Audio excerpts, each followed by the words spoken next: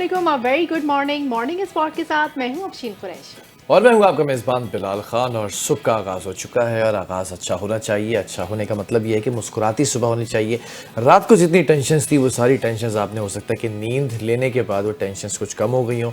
सुबह जब उठते हैं तो टेंशन्स ख़त्म करने का ना एक अच्छा तरीका ये होता है कि उन लोगों के बारे में सोचें जो आपसे मोहब्बत करते हैं, उन लोगों के साथ उठे बैठें जिनके साथ आपको बैठकर एक रिलैक्सेशन फील होती है।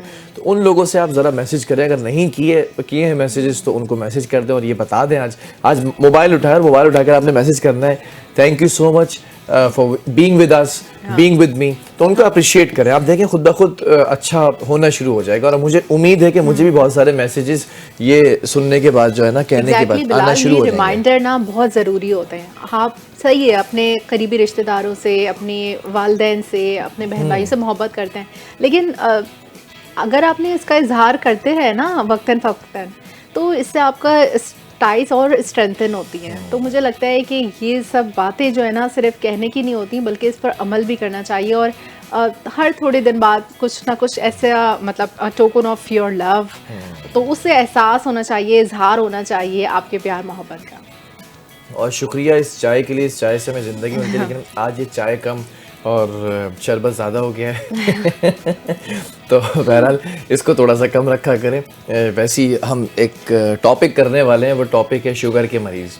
तो शुगर का कम इस्तेमाल करें ताकि चाय अच्छी और कड़क दूध बस वो पत्ती कहते हैं जो ना, हमारे चाय में थोड़ा सा जहर कम डालें, बस वो वाली बात होती है कि आप जो अगर वाइट शुगर कंटेन कर रहे हैं तो उसका मतलब यही है कि तो आप वो स्लो पॉइजन है, बस उसको अवॉइड करना चाहिए। बिल्कुल ऐसा ही। ऐसे जहाँ पर हम आगाज़ करते हैं ना इस टॉपिक का, जो भी हमारा टॉपिक होता है मॉर्निंग शो का, उसके अंदर खुशगवार बातें भी होती हैं, सेहत की अपडेट्स भी होती हैं, लाइफ स्टाइल से अपडेट भी होती है। बल्कि हमारे जो कंटेंट राइटर है ना हमारी, वो आज मुझे बता रही थी कि भाई मैं इस वक्त पूरी डॉक्टर बन चुकी हूँ। रोज़ाना मुझे एक बीमारी ढूंढनी होती है, उस बीमारी के बारे में तहकीक करनी होती है, फिर उस बीमारी के बारे में लिखना होता है, फिर लोगों को बताना होता है जो आप लोग पढ़ते हैं।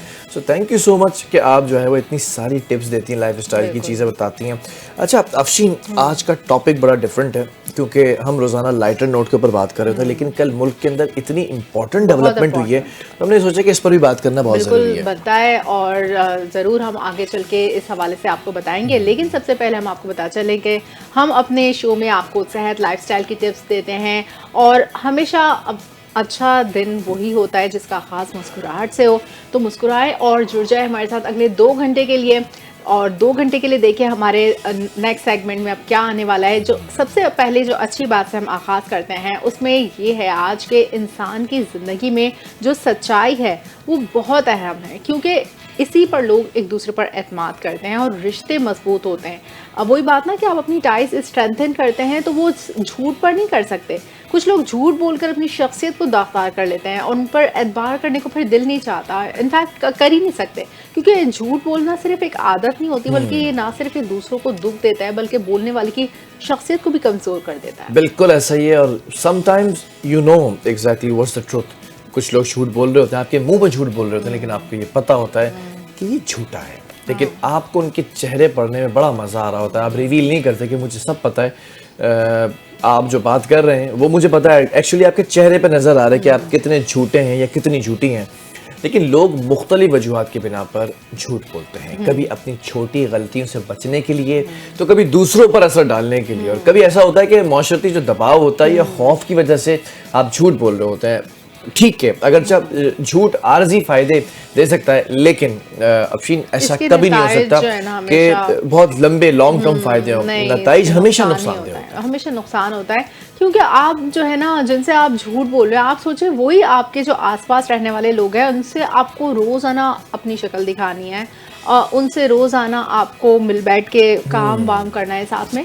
तो आप पर जब तक किसी को एतमाद नहीं है तो वो आगे कैसे आप पर किसी भी चीज़ के लिए आपको मतलब एतबार कर सकता है। तो झूठ बोलने वाला जो शख्स है वो अक्सर अंदर से मुतमईन नहीं होता, वो अपने आप पर एतमाद को देता है, और जो उसके अंदर एक फेयर होता है ना, उसका वो गुनाह कि हाँ मैंने झूठ बोला है, तो वो भी उसको मुस्तकिल उसका कॉर्टिसोल लेवल बढ़ रहा होता होगा, क्योंकि जो सच्चाई के साथ ज़िंदगी गुजार रहे होते हैं वो ना सिर्फ ज़हनी सुकून में रहते हैं बल्कि उनकी शख्सियत भी मजबूत होती है और दूसरों के लिए वो काबिल एतमाद होते हैं। अच्छा, एक बहुत प्यारी सी बात है जो मैंने अपनी लाइफ के अंदर विटनेस किया, ऐसा नहीं कि कभी झूठ नहीं बोला, लेकिन कभी किसी को नुकसान पहुंचाने के लिए झूठ नहीं बोला, अज़राए तफन्नुन या मजाक के अंदर कोई ऐसा झूठ निकल गया हो, या कोई ऐसी बात बोल दी, अरे ये कब तो मैंने खुद बनाया है, कल ही तो बनाया है बैठकर। अच्छा, होता क्या है, बेज़रर से झूठ होते हैं जिनमें मेरे ख्याल में कोई ऐसी बात नहीं होती कि जिससे किसी को नुकसान पहुंचे, और एक वो झूठ बहुत फायदेमंद होता है जिससे आप एक दूसरे के लिए सुलह का बाइस बन जाए। अच्छा, होता क्या है कि ये मैंने कह दिया कब मैंने बनाया,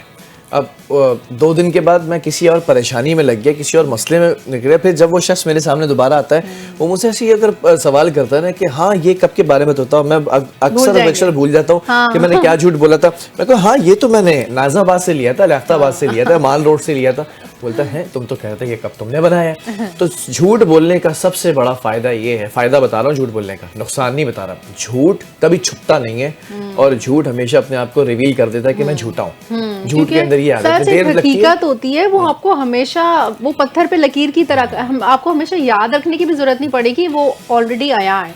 लेकिन झूठ, उसके लिए आपको 100 दफा रिमाइंडर। मैंने आपको झूठ बोलने का फायदा बता दिया कि झूठ बोलने का फायदा ये कि वो छुपता नहीं, आ जाता। सच बोलने का नुकसान भी बता देता हूँ। लोग तो बोलते ही नहीं है ना, ये समझ के नहीं बोलते कि शायद इसमें नुकसान होगा। तो नुकसान सुन लीजिए सच बोलने का, कि सच जो है ना वो हमेशा झूठ को मौका देता है छुपने का, लेकिन झूठ छुप नहीं पाता।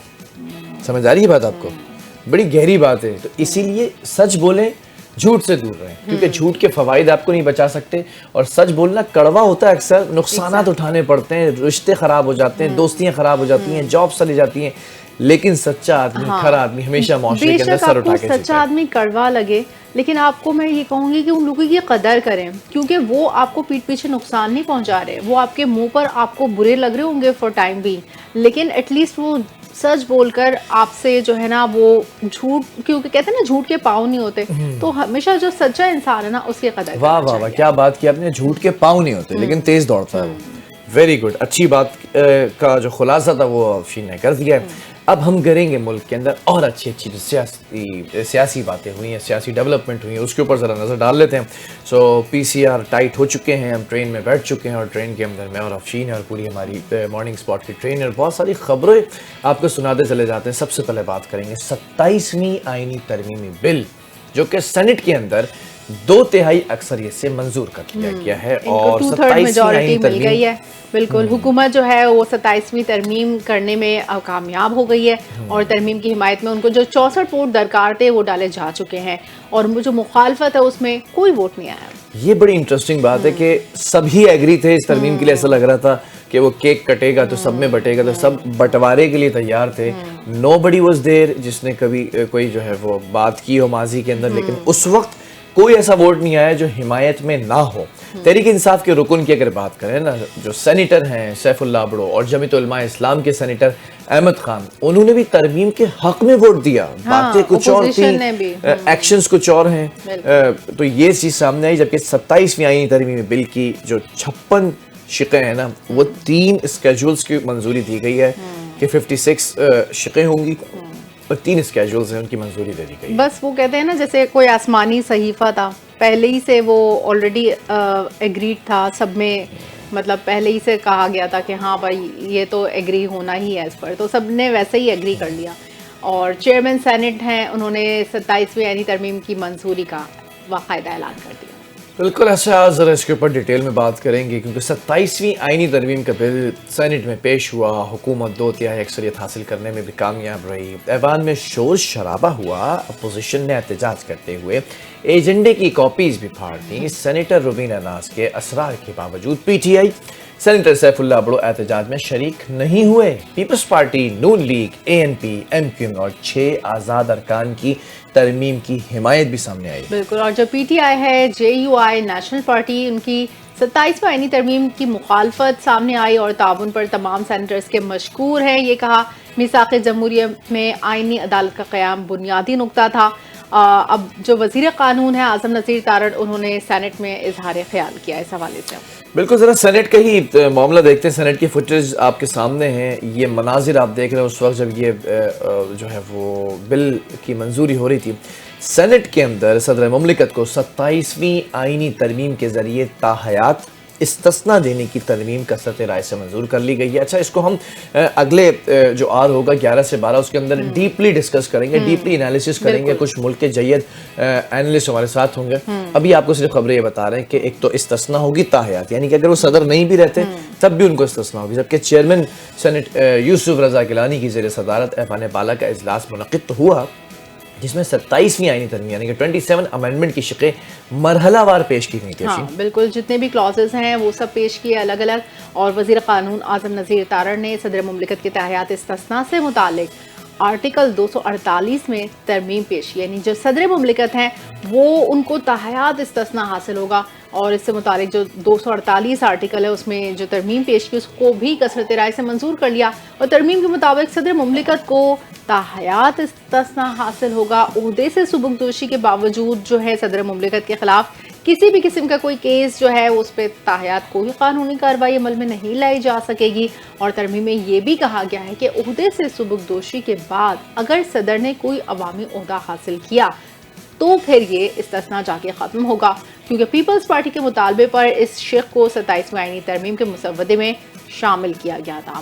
تو اب ابو دا لا ہو گئے ہیں یہ سارے جن کو استثناء حاصل ہے. تو بس اب یہی لا ہے، یہی کہنا چاہیے. بالکل ایسا ہی ہے. اور کچھ اپڈیٹس بھی میرے پاس آ رہی ہیں، وہ بھی آپ کے سامنے رکھیں گے. 27ویں آئینی ترمیم کی منظوری، آئین کے آرٹیکل 243 کی 2 شقوں 4 اور 7 میں نئی ترامیم ہوئی ہیں. چیف آف آرمی اسٹاف کے عہدے کا نام تبدیل کر کے کمانڈر آف ڈیفنس فورسز کر دیا گیا ہے. اچھا بلال، یہ کمانڈر آف ڈیفنس فورسز کیوں کیا گیا ہے؟ کیوں کیا گیا ہے؟ یہ اس لیے کیونکہ جتنے بھی بری، بحری، فضائی جتنے بھی اب ہے نا ان سب کی کمانڈ اب ان کے پاس ہوگی. تو ترمیم کے مطابق صدر مملکت وزیر اعظم کی تجویز پر ایئر چیف اور نیول چیف کی طرح کمانڈر آف ڈیفنس فورسز کا تقرر کریں گے، جبکہ جو joint chief of staff committee ہے اس کا عہدہ 27 نومبر 2025 سے ختم تصور کیا جائے گا. ٹھیک ہے، بالکل ایسا ہی ہے. جبکہ وزیر اعظم آرمی چیف کی سفارش پر کمانڈر نیشنل اسٹریٹجک کمانڈ کا تقرر بھی کر سکیں گے، اور یہ پاکستان آرمی کے ارکان سے ہوگا جس کی تنخواہ اور الاؤنسز مقرر کیے جائیں گے. جبکہ ترمیم کے تحت وفاقی حکومت فوجی افسر یعنی کہ فیلڈ مارشل، ایئر مارشل اور ایڈمرل چیف کو رینک پر ترقی دے گی، جس کے بعد وردی اور مراعات تاحیات رہیں گے. جبکہ فیلڈ مارشل، ایئر مارشل اور ایڈمرل چیف ہیں ان کو بطور قومی ہیروز تصور کیا جائے گا، اور تینوں کو آرٹیکل 47 کے بغیر عہدوں سے نہیں ہٹایا جا سکے گا. اور جو فیلڈ مارشل ہے ان کو آرٹیکل 248 کے تحت قانونی استثناء حاصل ہوگا. تو یہ تو سب بتایا گیا آپ کو 248 آرٹیکل کے حوالے سے. اب کچھ بات کر لیتے ہیں اقوام متحدہ کی، جہاں پاکستان کے مستقل مندوب عاصم افتخار نے افغانستان میں جو دہشت گرد گروپوں کو غیر قانونی اسلحے تک رسائی ہے اس کو علاقائی امن کے لیے ایک سنگین خطرہ قرار دیا ہے، اور کہا ہے کہ عالمی برادری سے فوری اقدامات کی اپیل کی ہے انہوں نے. بالکل ایسا ہی ہے. اور کچھ باتیں کریں گے اس حوالے سے ہی آپ کو اپڈیٹ کرتے چلیں کہ انہوں نے عالمی برادری سے افغانستان سے جدید اسلحے کی غیر قانونی ترسیل کو جو روکنے کا مطالبہ ہے وہ بھی کر ڈالا ہے.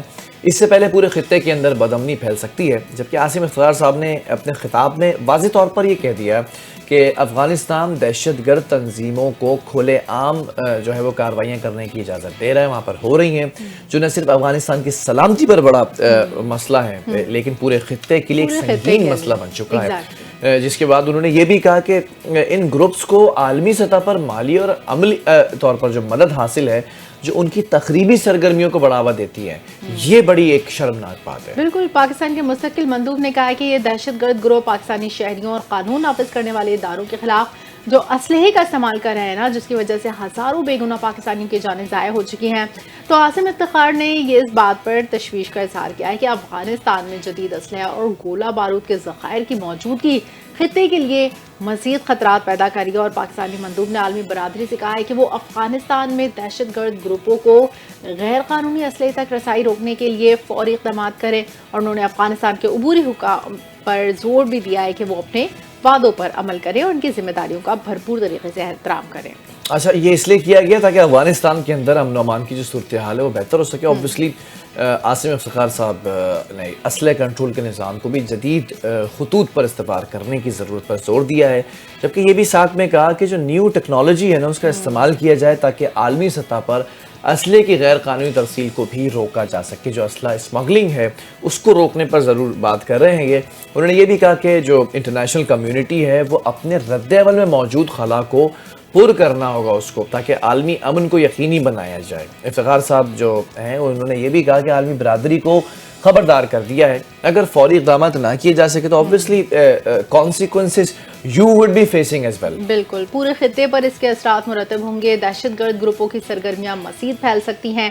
پاکستان نے اس بات پر زور دیا ہے کہ عالمی سطح پر اس مسئلے کا حل نکالنے کے لیے مل کر کام کرنا ضروری ہے. ڈیفینیٹلی ہمارا نیبرنگ کنٹری ہے, اگر سکھ چین سے نہیں رہے گا تو پھر اس کو بہت اچھی طرح پتہ ہے کہ پاکستان کی کیا اسٹرینتھ ہے, اور باقی وہ جو ہے جتنی بھی ویکنیسز ہیں اگر اس پر اٹیک کرنے کی کوشش کرتا ہے تو اسی کا اپنا نقصان ہے. بات کریں گے اب امریکی صدر ڈونلڈ ٹرمپ کی, جنہوں نے بھارت کے ساتھ ایک نئی تجارتی ڈیل کا اعلان کرتے ہوئے کہا ہے کہ یہ معاہدہ ماضی کے تمام معاہدوں سے مختلف ہوگا. اچھا, جو ڈونلڈ ٹرمپ ہے نا انہوں نے اپنا پینترا بدلا ہے کیونکہ ان کی ٹریڈ جو بائلیٹرل ٹریڈ ہے ان کی بھارت سے اس میں پیش رفت ہوئی ہے, اس میں اچھی ایک مثبت پہلو ہم نے دیکھنے میں آیا. تو فوراً سے ڈونلڈ ٹرمپ نے بھارت سے اپنے تعلقات استوار کر لیے. وہ جو آپ نے پچھلے دنوں دیکھا ہوگا کہ ہر دوسرے دن وہ اپنی اسپیچ میں کبھی بھارت کے 7 جہاز گرا رہے تو پھر 8واں بھی انہوں نے گرا دیا تھا. تو میرے خیال میں بھارت کی بس ہو گئی. بھارت نے کہا بس, اب بھارت نے گھٹنے ٹیک دیے اور ڈونلڈ ٹرمپ کے شرائط مان لی ساری, کیونکہ وائٹ ہاؤس میں ایک تقریب سے خطاب کرتے ہوئے ٹرمپ نے کہا کہ امریکہ اور بھارت کے تعلقات میں نیا موڑ آنے والا ہے اور اس ڈیل سے دونوں ممالک کو فائدہ پہنچے گا. انہوں نے کہا کہ بھارت روس سے تیل کی خریداری کو مرحلہ وار ختم کر رہا ہے, جو کہ ایک بہت بڑی بریکنگ نیوز ہے, کیونکہ بھارت کو جو روس سے تیل کی خریداری کر رہا تھا اسی وجہ سے امریکہ کو بھارت سے تحفظات تھے, جو کہ اگر وہ ختم کر رہا ہے تو ڈیفینیٹلی وہ ختم ہوں گے اور امریکہ بھارت کو اس تبدیلی میں مکمل تعاون فراہم کرے گا. بالکل, اور ٹرمپ ایک بات جانتے ہیں بہت اچھے سے کہ اگر کوئی کام کروانا ہے تو اس بات کو کرنے سے کئی مہینے پہلے وہ اس چیز کا خلاصہ کرنا پوری دنیا کے سامنے شروع کر دیتے ہیں. سب اچھا ایک راگ الاپا انہوں نے جو ہے پاکستان کے ساتھ, اور ایک بہت بڑا معاہدہ ہوا ہے اسٹریٹجک وہ بھارت کے ساتھ ہوا ہے. That is the most important thing which we should be focusing on. اب یہ اس بات کا اندیا تو ٹرمپ جو انکل ہیں انہوں نے دے دیا کہ بھارت پر محصولات میں کمی لانے کے لیے بھی اقدامات کیے جائیں گے تاکہ دونوں ممالک کے درمیان تجارتی تعلقات کو بہت زیادہ اسٹیبلائز کیا جا سکے.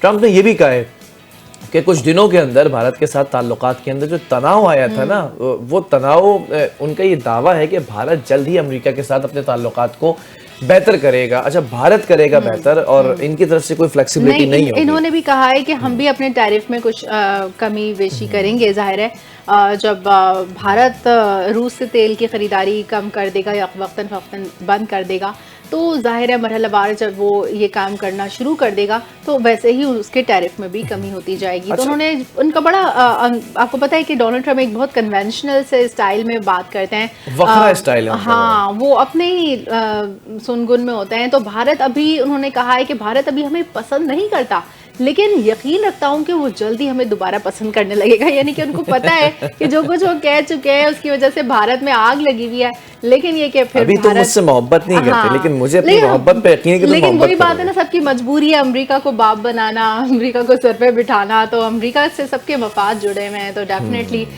پھر بھارت کیا کوئی بھی ملک ہے وہ پسند تو کرنے لگے گا. اچھا, ذرا امریکی صدر کی اگر میں بات کروں تو انہوں نے یہ بھی کہا کہ شام اور ترکی کے تعلقات پر بھی بات کرنا چاہوں گا. انہوں نے یہ کہا کہ اچھے تعلقات ہیں ان کے, اور وہ اسرائیل کے ساتھ مل کر شام کے ساتھ تعلقات بہتر بنانے کی کوشش کر رہے ہیں. That was the very deep statement. Shut down کے حوالے سے بات کرتے ہوئے ٹرمپ نے یہ دعویٰ کیا کہ انہیں ڈیموکریٹس کی حمایت حاصل ہے اور بہت جلد شٹ ڈاؤن ختم ہو جائے گا. ٹرمپ کو ایک چیز کا اور سامنا ہے, امریکہ کے اندر ایک بہت بڑا اکنامک شٹ ڈاؤن چل رہا ہے اور ان کے خلاف پوری کیمپین شروع ہو چکی ہے ان کو ہٹانے کے لیے, اور جس کی تناظر میں آپ نے نیو یارک کے اندر دیکھا کہ میئر جو لائے گئے جو آئے ہیں الیکٹ ہو کر, زہران ممدانی, یہ بالکل اگینسٹ پارٹی تھے اور ٹرمپ ان کے بہت اگینسٹ تھے, بہت مخالفت تھی, لیکن یونائٹڈ اسٹیٹس کا پریزیڈنٹ مخالفت کر رہا ہے ایک شخص کے جو کہ میئر کے لیے کھڑا ہو رہا ہے, لیکن وہ اس کو نہیں روک سکے.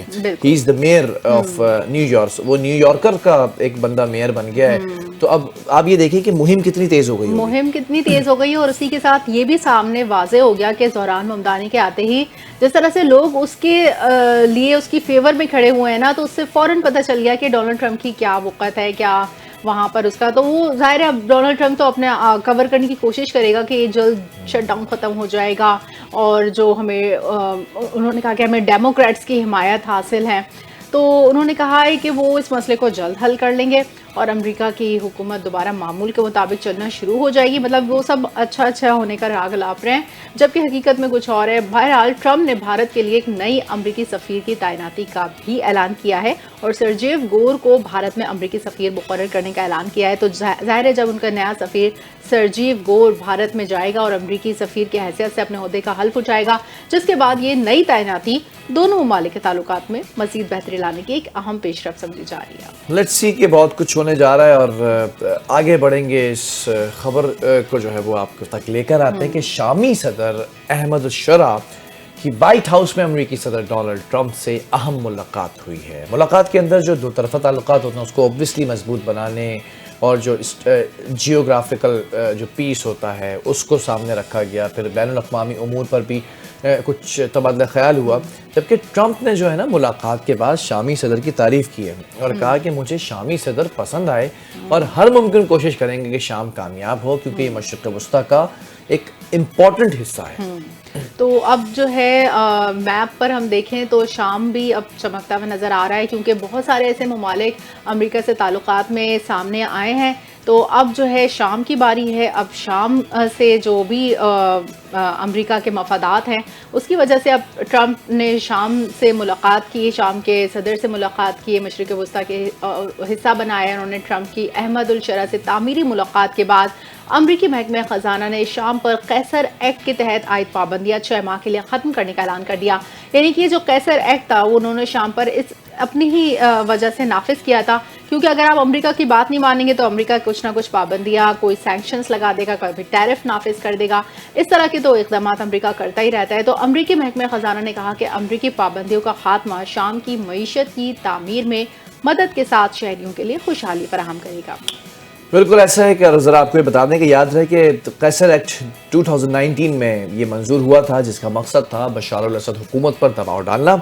قیصر ایکٹ کی پابندیاں شام کی سابقہ حکومت اور فوج کے ساتھ امریکی کاروباری تعلقات سے متعلق تھیں.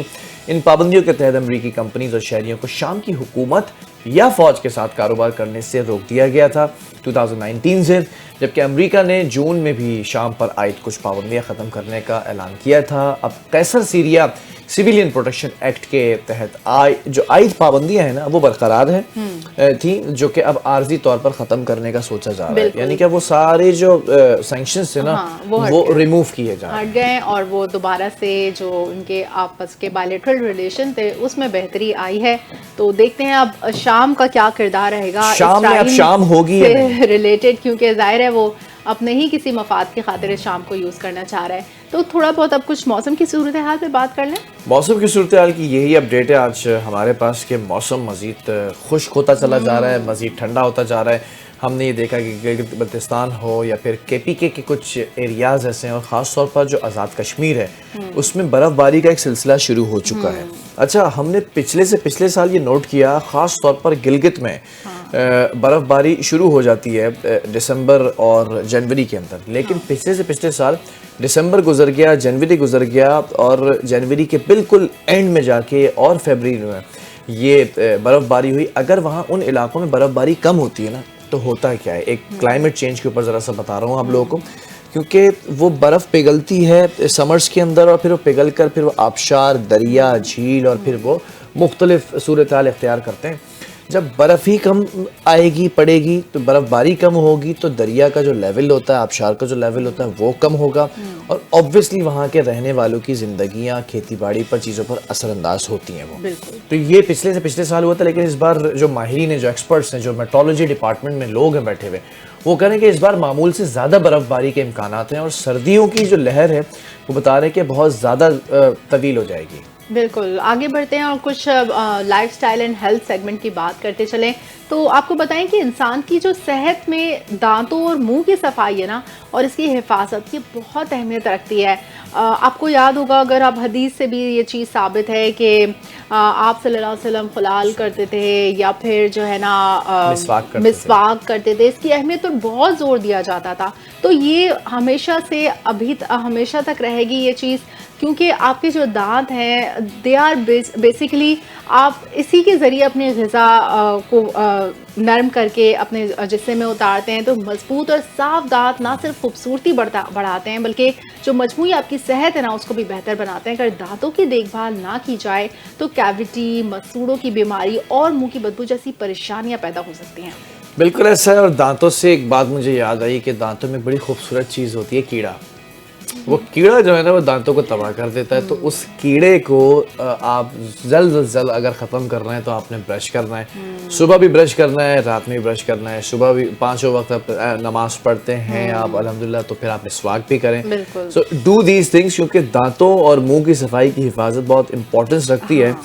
دانتوں کی جو صفائی ہے نا اس کے لیے روزانہ برش اور جو فلاسنگ ہوتی ہے وہ بڑی امپورٹنس رکھتی ہے, تاکہ جو پلاک ہے, جو بیکٹیریاز ہیں وہ منہ کے اندر جمع نہ ہو. مجھے یہ سمجھ نہیں آتا لوگوں کے دانتوں میں کیڑا کیسے لگ جاتا ہے. اللہ کا لاکھ شکر ہے کہ وی آر سیف. لیکن وہی بات کہ آپ اپنے روزانہ کا برش کریں دانتوں کو تو you are also watching your teeth very carefully. تو آپ پھر کس طرح سے یہ چیز آتی ہے؟ انسانی کیڑے منہ تک پہنچ جاتے ہیں بس یہی ہوتا ہے, بات ختم شد. ہاں تو جو صحت مند دانت ہے نا اس کے لیے آپ کو شکر اور چکنائی والے کھانوں کو آپ بھی ایک محدود استعمال کرنا چاہیے, کیونکہ کہتے ہیں نا میٹھا کھانے سے آپ کے دانتوں میں کیڑا لگتا ہے. تو میٹھا دانتوں کو نقصان پہنچا سکتا ہے. اور دانتوں کی حفاظت صرف جسمانی صحت کے لیے نہیں بلکہ آپ کے ذہنی سکون اور خود اعتمادی کے لیے بھی بہت اہم ہے. جب آپ کے دانت صاف ستھرے, مضبوط اور مسوڑے صحت مند ہوں گے تو کھانے میں آسانی ہوتی ہے اور بولنے میں اعتماد آتا ہے اور ایک خوشگوار مسکراہٹ پیدا ہوتی ہے. کیونکہ جب کہتے ہیں نا آپ کی اسمائل بہت اچھی ہے, دیٹس آل بیکاز کہ آپ کے ٹیتھ اتنے صاف اور اتنے ایک اسٹرکچرڈ ہیں, تو وہ ظاہر ہے کچھ لوگوں کے دانت جو ہوتے ہیں نا ہم یہ دیکھتے ہیں کہ موتیوں کی طرح جو ہے نا سفید ہوتے ہیں, اور کچھ لوگوں کے دانت جو ہے وہ سونے کی طرح پیلے ہو جاتے ہیں. سونے کی طرح. تو آپ نے گھبرانا نہیں ہے اگر آپ کے دانت پیلے ہیں سونے کی طرح, گولڈ کی طرح. اب تو سونا بہت مہنگا ہو رہا ہے. Don't worry about it. بس یہ ہے کہ سونے سے جو ہے وہ ہیرے تک کا سفر آپ نے طے کرنا ہے. اچھا, بچپن میں ہم استعمال کرتے تھے, مطلب میں اس جنریشن کا ہوں جس نے یہ چیزیں خود پریکٹیکلی دیکھی ہیں. وہ کالا منجن آیا کرتا تھا, اس کو ہم انگلی پر لگاتے تھے and then we use to do that. اتنے چمکدار سفید دانت ہوتے تھے, نہ کبھی ہم نے اپنے دادا کے منہ میں کیڑے لگے دیکھے دانتوں میں, نہ دادی کے دیکھے, نہ ابا کے دیکھے, نہ اماں کے دیکھے. لیکن آج کی جو اب جنریشن الفا ہے جو پیدا ہو رہی ہے, اس کے ساتھ بڑا مسئلہ یہ ہے کہ یہ چھوٹے چھوٹے چھوٹے ننھے منھے پھول ہوتے ہیں, لیکن ایک دانت کالا ہوگا, دوسرا دانت کالا ہوگا. اس کی وجہ کیا ہے میں ایکسپلین کر دیتا ہوں, کیونکہ کچھ ہماری بہنیں وہ دیکھ رہی ہیں, کچھ ہمارے بھائی ہیں وہ دیکھ رہے ہیں جن کی اولادیں ابھی چھوٹی چھوٹی سی ہیں. یہ بچے ہر وقت کینڈیز کھاتے ہیں, ہر وقت یہ جو ہے نا وہ جو نپلز ہوتے ہیں جو بچوں کے دانت نکل کے آتے ہیں دانتوں میں جو پھنس جاتے ہیں, اس سے دانت خراب کرنے کا سلسلہ ہوتا ہے. ان کو ایٹ لیسٹ برش ضرور کرائیں. آگے بڑھ جاتے ہیں, بہت امپورٹنٹ ایک خبر آ چکی ہے, پروڈیوسر صاحب کود گئے ہیں بیچ میں. جی ذرا دوبارہ انسٹرکشنز دے دیجیے گا ورنہ ہم ٹورزم پیکیج پر جا رہے ہیں. جی بس اب ہم کچھ بات کرنے جا رہے ہیں ٹورزم کے حوالے سے. آج اب ہمیں کہاں وزٹ کروانے جا رہے ہیں بلال بھائی؟ آج ہم لے کر جا رہے ہیں آپ کو, میرے پروڈیوسر ہی ہیں مشتبہ. تو مشتبہ جہاں پہ رہتے ہیں نا ان کے گھر سے تھوڑا سا دور ہے اور ان کا بچپن ادھر ہی گزرا ہے. یہ بچپن میں ادھر کھیلا کودا کرتے تھے, 2-3 بار گر بھی گئے, تو کبھی دماغ پہ لگ گئی, کبھی گھٹنے پہ لگ گئی, وہ چوٹیں بھی لگی ہیں ان کے نا. یار میں سوچتی ہوں جو لوگ یہاں رہتے ہوں گے ان کے تو صبح اٹھتے ہی کھڑکی کھولتے ہی بس ان اچھا ان کے لیے گھر کی مرغی دال برابر والی بات ہوتی ہے. میں نے ان سے پوچھا کہ بھائی کیسی جگہ ہے, بولے ہاں ٹھیک ہے بس نارمل ہے. مطلب اگر یہ نارمل ہے تو اب نارمل کیا ہوگا. Ladies and gentlemen viewers, ہم آپ کو لے کے جا رہے ہیں گلگت اور چترال کے درمیان واقع ایک حسین وادی ہے جو تقریباً معتاد اندازہ ہے 4100 میٹر کی بلندی پر پھیلی ہوئی ہے. اس کا نام ہے شندور. اب شندور کیا ہے وہ آپ خود دیکھیں, کیونکہ ایک رپورٹ تیار کی ہماری ٹیم نے بڑی محنت سے. ذرا اس پہ ایک نظر ڈالتے ہیں۔ Let's see. تو رپورٹ آپ نے ملاحظہ کی شندور وادی فیسٹیول آپ نے دیکھا جہاں پر پولو فیسٹیول منعقد کیا جاتا ہے ہر سال، اور وہاں پر جو ہے اتنی بڑی تعداد میں لوگ دنیا بھر سے پولو فیسٹیول دیکھنے آتے ہیں۔ بالکل، اب چھوٹے سے ایک بریک کی طرف جا رہے ہیں، بریک سے جب واپس آئیں گے تو اس کے بعد پھر 27ویں آئین ترمیم پر گفتگو کریں گے کہ کیا مقصد ہے اس کا۔ Stay with us.